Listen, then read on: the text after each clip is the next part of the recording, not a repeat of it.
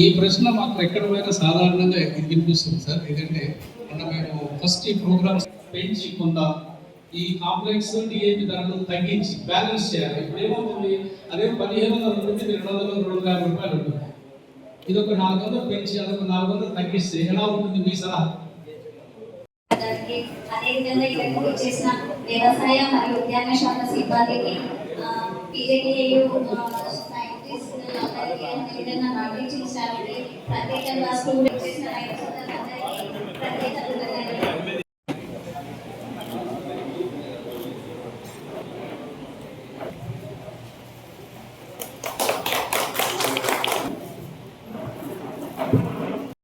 ప్రశ్న అడిగారు, వెరీ చక్కటి ప్రశ్న. మన యూరియా ఎందుకు ఎక్కువ వాడుతున్న దానికి యూరియా ధర చాలా తక్కువ, మిగతా 20 ధరలు రన్నింగ్ ఉన్నాయి కాబట్టి వాడుతున్నాం అని చెప్పారు. మీ సంతోషం.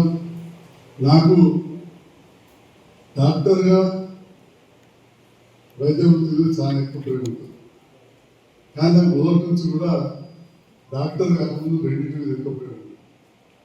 మూడోది ఉంటుంది కానీ అది ఇప్పుడు అర్థమవుతున్నది, అది మంచిగా చెడుతున్నమాట. ఒకటి వ్యవసాయం. చిన్ననాటి నుంచి వ్యవసాయం అంటే పూర్వీకులు చాలా ఇంట్రెస్ట్. నా రవీంద్ర రెడ్డి హైదరాబాద్కి వెళ్ళా, ఇలా బంధువులంతా ఎప్పుడు చాలా చిన్న పిల్లాడు. నేను తిరిగినప్పుడు పుట్టిండో లేదో, కానీ అలా దగ్గర వాళ్ళందరూ నమ్ముతారు. రెండవది న్యాయవాద వృత్తి. ఎందుకంటే మా నాన్న పెద్ద అడ్వకేట్ కాబట్టి మా పుస్తకాలను నాన్న కూడా వృత్తులు మా నాన్న దగ్గర. సో కమలాకరావు తాత నచ్చరెడ్డి అంతా ఆతపరిచారు. రెండు వృత్తులు ప్రధానంగా ఇవ్వాలి నాకు నచ్చేది. సో రాత మాత్రం ఉంటుంది. డాక్టర్ అయినాక రాజకీయ కుటుంబం అనుకోకుండా రాజకీయాలకు వచ్చాను. ఇప్పుడు డాక్టర్గా రాజకీయం ఎక్కువ బిజీ ఉంది. వ్యవసాయం గురించి చాలా తక్కువ పట్టించుకుంది. పెద్ద వ్యవసాయ కుటుంబం, అన్ని రకాల పంటలు చూసాం, కష్టాలు చూసాం, నష్టాలు చూసాం. అది వస్తూ నా చేతిలో 30 ఎకరాలు అంటే నేను చేయలేక దాన్ని 15 ఎకరాలు వెళ్తాను. వాస్తవానికి చాలా మంది డాక్టర్లు కొనుక్కున్నారు, ఏమి లేని వాళ్ళు కొనుక్కున్నారు. 3 ఎకరాలు 30 కొనుక్కున్నారు, 30 ఉండదు. 10 ఎకరాలు చేసే డాక్టర్ కూడా జయించాలి ఉన్నారు నా వరకు. కానీ దీని మీద ఇంట్రెస్ట్ ఉంటాడు. అప్పుడప్పుడు నేను డాక్టర్లో కూర్చున్నప్పుడు సార్ మాట్లాడుతున్నాను. ఫస్ట్ గంగారెడ్డి మాట్లాడి బోయిపూలు జరుగుతుంది, ఏం చేద్దామంటే మా శాస్త్రవేత్త మాట్లాడు. అట్లానే రవీంద్ర రెడ్డి గారు ఈ మ్యాంగోబాబు గురించి మాట్లాడితే మంచిది. అయితే ఈ సందర్భంలో ఒకే రెగ్యులర్గా మాట్లాడుతూ ఉన్నాం. మేము డాక్టర్లను కూర్చున్నప్పుడు, వ్యవసాయం మీద ఇంట్రెస్ట్ డాక్టర్లు కూర్చున్నప్పుడు మాట్లాడినప్పుడు ఒక మాట ఏమంటే, ఇది ఎంతో తప్పలేదంటే అది ఇప్పుడు నివృత్తి చేస్తున్నాం అనుకున్నాను. జనం కూడా క్లారిఫికేషన్ రాలేదు. ఏమైనా చెప్తారేమో చూసాను అంటే మీ బేబీ రాగాలి సార్ నివృత్తి చేస్తాం. ఇప్పుడు ఈ వైరస్ కానీ, ఈ ఫంగస్ కానీ, ఈ బ్యాక్టీరియల్ ఇన్ఫెక్షన్, ఇప్పుడు మేము డాక్టర్లో ఉన్నాం. ఒకళ్ళకి తాకితే ఇంకోళ్ళకి వస్తుంది, పక్క గుడ్డలకు వచ్చే అవకాశం ఉంటుంది. అంటువ్యాధి మలేరియా ఉంటుంది, దోమ ఉంటే ఇంకొన్ని ఉంటే అది దోమ మనం పక్కన మలేరియా వస్తుంది. అది చాలా సింపుల్ ఏర్పాటు ఉండదు. కొంత దోమ అది డాక్టర్ అని చూడదు, మంత్రి చూడదు, ఎమ్మెల్యే చూడదు, రైతులు చూడదు. అది పుట్టిందంటే ఈడ ఉంటుంది, ఆడ ఉంటుంది. మరి అట్లనే మరి ఈనాడు డ్రోన్స్ గురించి ఇవన్నీ మాట్లాడుతున్న సందర్భంలో నేను మాట్లాడిన తర్వాత నివృత్తి చేసుకోలేదు. ఈ కొన్ని రకాలు ఏమవుతుంది, నారాయణ రవీంద్ర రెడ్డి లాంటి వాడు, లేకపోతే నారాయణ గారు, ఇంకెవరో ఇక్కడ మా పరిశ్రమలు ఎవరో సందీప్ రావు రోజు దానినే జీవనాలు పైసలు ఉంటే తప్ప ఎవరితో చెప్తున్నాం, ఇలాంటి వాళ్ళు చర్చిస్తున్నాం. మా తోట అన్వేషకులు సూత్రులు ఈ స్ప్రే చేయమంటాడు మా హార్టికల్చర్ ఆఫీసర్ గారు. తోటకి వీళ్ళు కాబట్టి చెప్తున్నాను సార్, పొలానికి వెళ్ళి ఉండే కానీ మేము కూర్చున్నప్పుడు అప్పుడు అన్నది ఏంటంటే, ఇవి కొన్ని గాలి ద్వారా ఉండే అంటువ్యాధి కాబట్టి మరి మనం ఒకళ్ళమే స్ప్రే వేసుకుంటే సరిపోదు. అక్కడ చుట్టుపక్కల ఉన్న తోటలు కానీ మరి కొన్ని రకాల పంటలు వచ్చినప్పుడు ఒక సమిష్టిగా చేస్తేనే నివారణ అవుతుంది కొన్ని వ్యాధులు చెప్పి కూడా నా దృష్టికి తీసుకొచ్చింది. అంటే నాకు దాని మీద మీకు కన్క్లూజన్ రాలేదు, మీకు సలహా ఇస్తలేదు.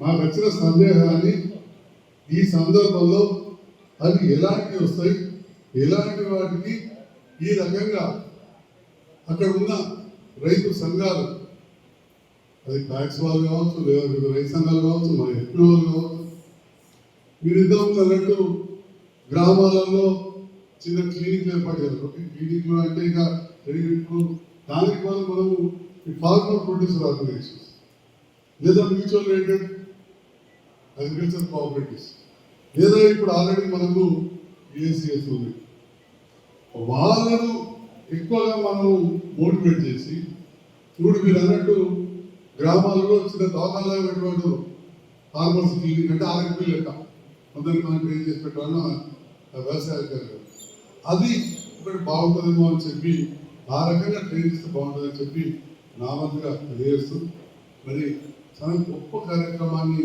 చేపట్టారు. I am doing good in this also. Now I am into politics. I am going to do able to do more extensive service. That is different, but as it is very interesting subject. రెండోది urea గురించి కూడా మీరు కొన్ని విషయాలు చెప్పారు. Urea తగ్గించడానికి వేరే ధరలు పెంచాలి, అది మన చేతుల్లో లేదు, నేషనల్ సబ్జెక్టు. ఇక మరి జానయ్య గారు లాంటి వాళ్ళు ఐసీఆర్లో చెప్తే అది కేంద్ర వ్యవసాయ శాఖ మంత్రి దగ్గర పోతే మంత్రులు, అది దేశ స్థాయిలో అది ఉండే సబ్జెక్టు. సో అది కొన్ని మాటలు మాట్లాడుతున్నారు, చాలా సంతోషం. మరి ఈరోజు పంట మార్పిడి గురించి ఈ మధ్యలో చాలా మంచి మార్పు వచ్చేసారు. కొయ్య మొక్క పెట్టడం వలన ప్రతి వాళ్ళు కూడా మంచి లబ్ధి పొందారు. ఆ వరి కొయ్యలు కాలబెడితే పంట నష్టం అవుతుంది. ఎప్పుడు మన వాళ్ళు చెప్తూనే ఉంటారు శాస్త్రవేత్తలు, అయినా కాలబెట్టేవాళ్ళు. ఈ కొయ్య మొక్క పెట్టినప్పటి నుంచి ఆటోమేటిక్గా దాన్ని ఊగుతా ఉంది. మళ్ళీ మొక్క కట్ చేసాక భూమికి లాభం అవుతుంది. కానీ డెఫినెట్గా మనము ఏదైనా కానీ కడుపులో ఎక్కువ తింటే వేస్ట్. అందుకే మా అప్పుడప్పుడు అంటారు బాగా తిని కడుపులో better to waste out side దాన్ని ఇన్సైడ్ అన్నట్టు. అంటే ఏదైనా మనం తినడానికి పల్లెలో 4 ముక్కలు ఎక్కువ పెట్టిన మటన్ మన చుట్టాలు ఇది పెట్టి కడుపులో వాడితే కడుపుతో అన్నట్టు. యూరియా కూడా ఎక్కువ వాడితే మనం ఇక్కడ చాలా స్పష్టంగా ఈ ఆరోగ్య రాశులు మందులు ఎక్కువ వాడకండి, నేల తల్లిని కాపాడుతుంది. మందులు ఇక్కడ రాసిలేదు, రసాయనం వినియోగించండి, నేల తల్లి ఆరోగ్యాన్ని కాపాడాలి. ఎందుకంటే నేల తల్లి ఆరోగ్యం కూడా కాపాడాలి. మనం ఎక్కువ యూరియా వస్తే మన నేల తల్లి ఆరోగ్యం ఖరాబ్ అవుతుంది. అది మనం అందరం కూడా అందరం చేసి ఇంట్లో దీంట్లోనే బతుకుతాం తప్ప వేరే లేదు. సో నేల తల్లి ఆరోగ్యాన్ని కాపాడాలంటే మనకి యూరియా మరీ అవసరం లేదు. అది పచ్చ కావడం తప్ప 2-3 క్వింటాల జమిలో గంత వచ్చింది, 5-6 క్వింటాలు అంతే వచ్చిందని చెప్పి కూడా ఇక్కడ చెప్తున్నారు. వాడద్దని చెప్పి అనేక వచ్చినాయి లేదు. నత్రజని అవసరం ఉన్నా అక్కడ వాడాలి. అది కూడా ఏ భూమిలో నత్రజని తక్కువ అనేది మన పొలసభకి టెస్ట్ చేయించుకోవాలి. మనం మకేశ్వర్లో యూరియా అవసరం ఉండదు. ఎడిగాకి 4 బస్తాలు 4,000 రూపాయలు ఎకరానికి 5 ఎకరాలు అయితే 5,000 అని చెప్పి సంతా పోతే భూమి పడవుతుంది, దేశం మీద బరువు అవుతుంది. శుద్ధం నా తోటలో ఒకటే ఉంది, నాకు దగ్గర మంచిగా కాస్తుంది, ఏ ఆట కత్తనే ఉంటుంది. ఇంత త్వరగా అవుతుంది, మనం 1 రూపాయలు తక్కువ అవుతుంది. కానీ ఊరుకు అర్థం లేవు. మా ఊరిలో 10 ఎకరాలు కథ కొట్టేస్తా పోతున్నారు. నాతో చెప్తారు ఏదో మన వచ్చింది బాబు, కానీ ఆ పక్క ఎవరికి ఖాతా లేదు, మందుల పైసలు లేదు, నీళ్ళ పైసలు లేదు, దుళ్ళ పైసలు లేదు. నా తోట కొంచెం ఉంటుంది. ఇది నేను విన్న తర్వాత నేను కొంత చర్చ చేస్తే నాకు అడిగిన సమాచారం ఇది. ఇవాళ ఏదున్నా శంకులో వస్తే తీర్థమవుతారంటారు అవే నీళ్ళు. మీ ద్వారా అయితే మా రైతులకు సరిగ్గా వెళ్తుంది. మీరు చెప్పేది కళ గిదాకు చెప్తున్నారు. అప్పుడు ఇక గిద్ద పెద్ద వ్యవసాయం చేసేట మాకు కదా అని మా గంగా అనుకుంటాడు సార్.